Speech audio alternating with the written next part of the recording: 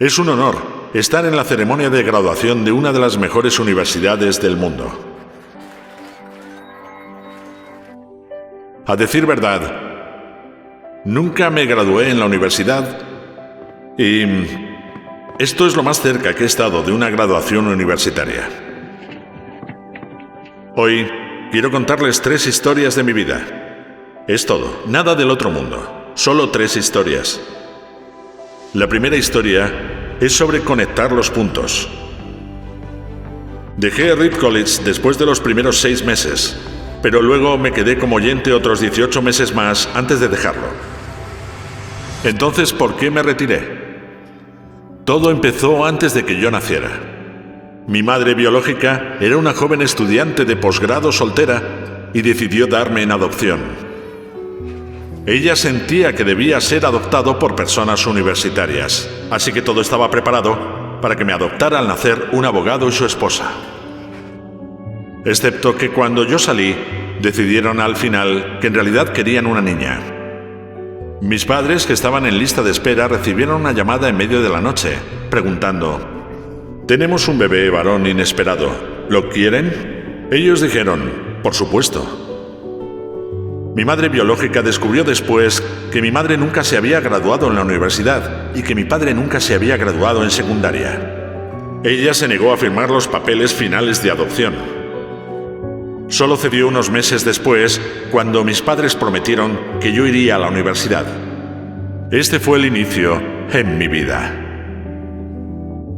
Y 17 años después, fui a la universidad. Pero ingenuamente escogí una universidad casi tan cara como Stanford. Y todos los ahorros de mis padres de clase trabajadora se estaban gastando en mi matrícula. Después de 6 meses, no veía el valor en ello. No tenía idea de lo que quería hacer con mi vida, y tampoco cómo la universidad me ayudaría a descubrirlo. Y ahí estaba yo gastando todo el dinero que mis padres habían ahorrado en toda su vida. Así que decidí abandonar y confiar en que todo saldría bien. Fue bastante aterrador, pero mirando atrás, de las mejores decisiones que tomé en mi vida.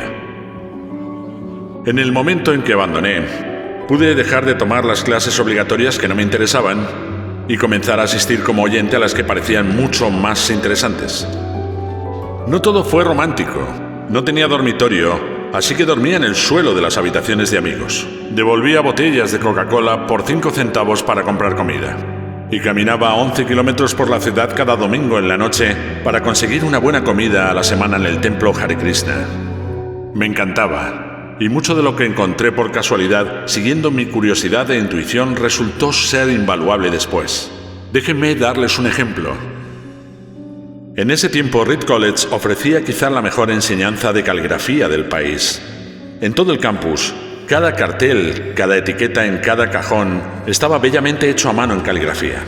Como ya había abandonado y no tenía que tomar las clases normales, decidí tomar una clase de caligrafía para aprender a hacerlo.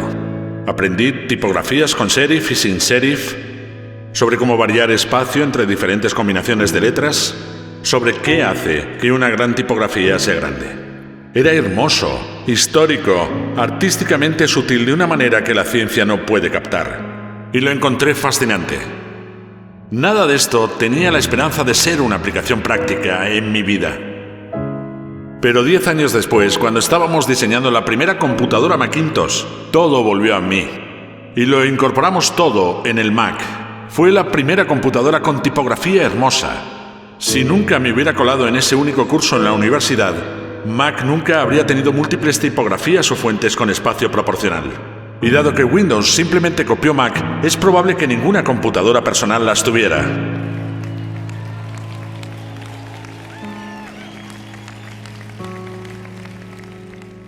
Si no hubiera abandonado, nunca me habría metido en esa clase de caligrafía y las computadoras no tendrían la maravillosa tipografía que tienen. Por supuesto, era imposible conectar los puntos cuando estaba en la universidad, pero fue muy claro mirándolos hacia atrás 10 años después. Una vez más, no puedes conectar los puntos mirando hacia adelante. Solo puedes conectarlos mirando hacia atrás. Así que tienes que confiar en que los puntos se conectarán en tu futuro. Tienes que confiar en algo, tu instinto, destino, vida, karma, lo que sea. Porque creer que los puntos se conectarán más adelante te dará la confianza de seguir a tu corazón, incluso cuando te lleve fuera del camino ya muy transitado, y eso marcará toda la diferencia.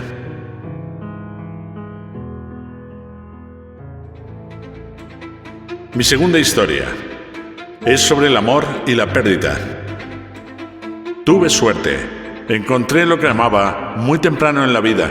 Woz y yo comenzamos Apple en el garaje de mis padres con 20 años. Trabajamos duro y en 10 años Apple había crecido de solo nosotros dos en un garaje a una empresa de $2.000 millones con más de 4.000 empleados.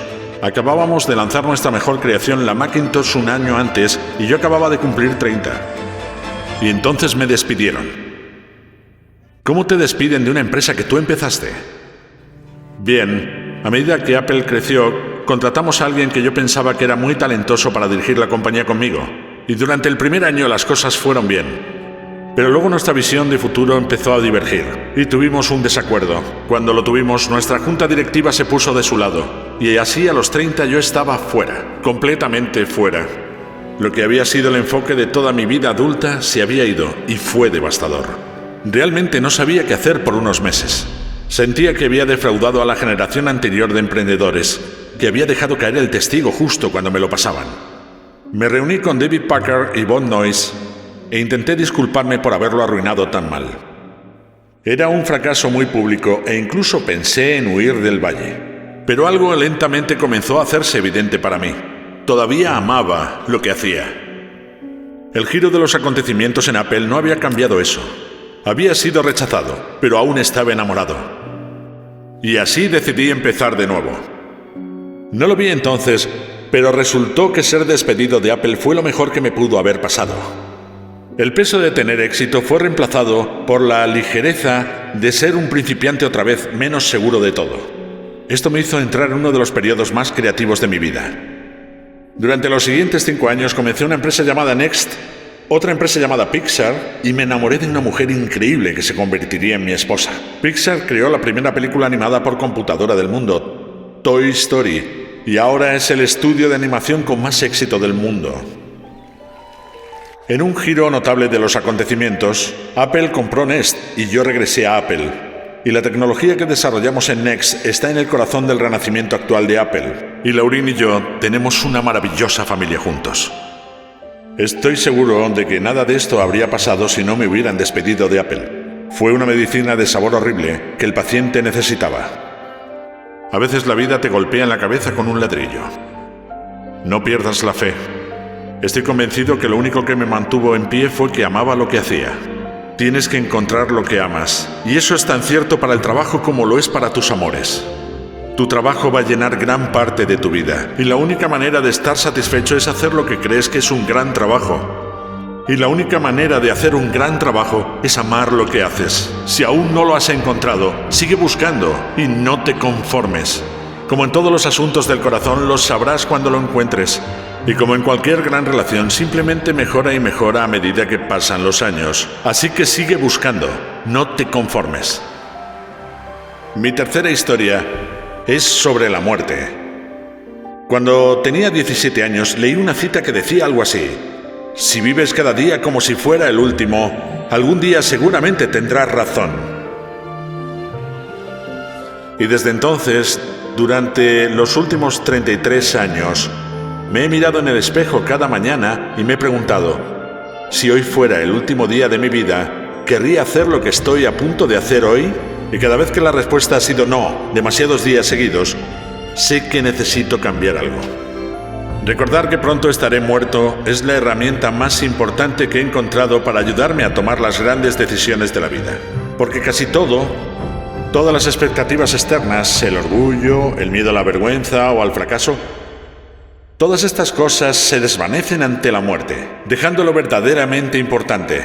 Recordar que vas a morir es la mejor manera para evitar la trampa de pensar que tienes algo que perder. Ya estás desnudo. No hay ninguna razón para no seguir a tu corazón. Hace alrededor de un año me diagnosticaron cáncer. Me hicieron una exploración a las 7:30 de la mañana y mostraba un tumor en mi páncreas. Ni siquiera sabía que era un páncreas.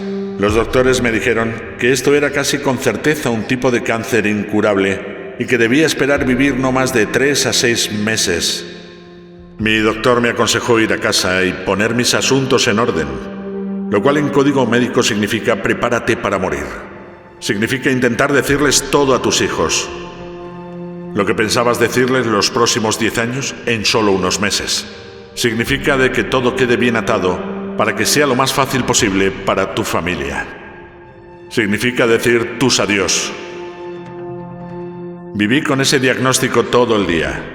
Más tarde esa noche me hicieron una biopsia donde metieron un endoscopio por mi garganta, a través de mi estómago y hasta mis intestinos. Pusieron una aguja en mi páncreas y sacaron unas cuantas células del tumor.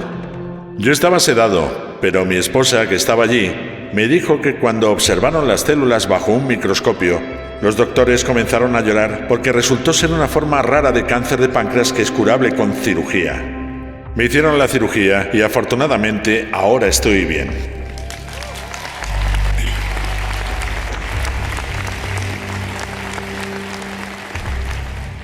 Esto fue lo más cerca que he estado de enfrentar la muerte, y espero que sea lo más cerca que esté por unas cuantas décadas más. Habiendo vivido esa experiencia, ahora puedo decirles esto con un poco más de certeza que cuando la muerte era un concepto útil pero puramente intelectual. Nadie quiere morir. Incluso la gente que quiere ir al cielo no quiere morir para llegar allí. Y aún así, la muerte es el destino que todos compartimos. Nadie ha escapado jamás de ella. Y así es como debe ser. Porque la muerte es muy probablemente la mejor invención de la vida. Es el agente de cambio de la vida, despeja lo viejo para dar paso a lo nuevo. Ahora lo nuevo son ustedes. Pero algún día no muy lejano, ustedes se irán convirtiendo poco a poco en lo viejo y serán apartados. Lamento ser tan dramático, pero es bastante cierto. Su tiempo es limitado, así que no lo desperdicien viviendo la vida de otro. No queden atrapados por el dogma que es vivir con los resultados del pensamiento de otros. No dejen que el ruido de las opiniones de los demás ahogue su propia voz interior. Y lo más importante, tengan el coraje de seguir a su corazón e intuición. Ellos de alguna manera ya saben lo que realmente quieren llegar a ser. Todo lo demás es secundario.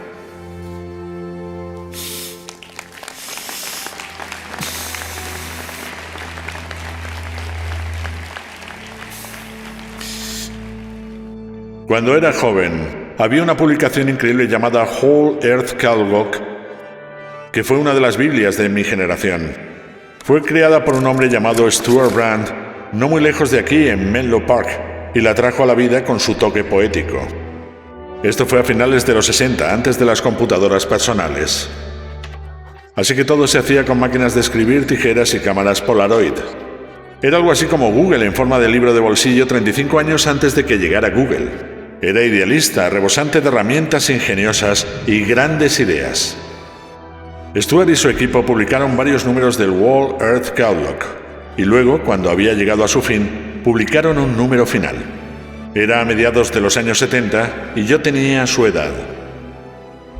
En la contraportada de su último número había una fotografía de un camino rural al amanecer, de esos en los que podrías encontrarte haciendo autostop si fueras tan aventurero. Debajo estaban las palabras Stay hungry, stay foolish.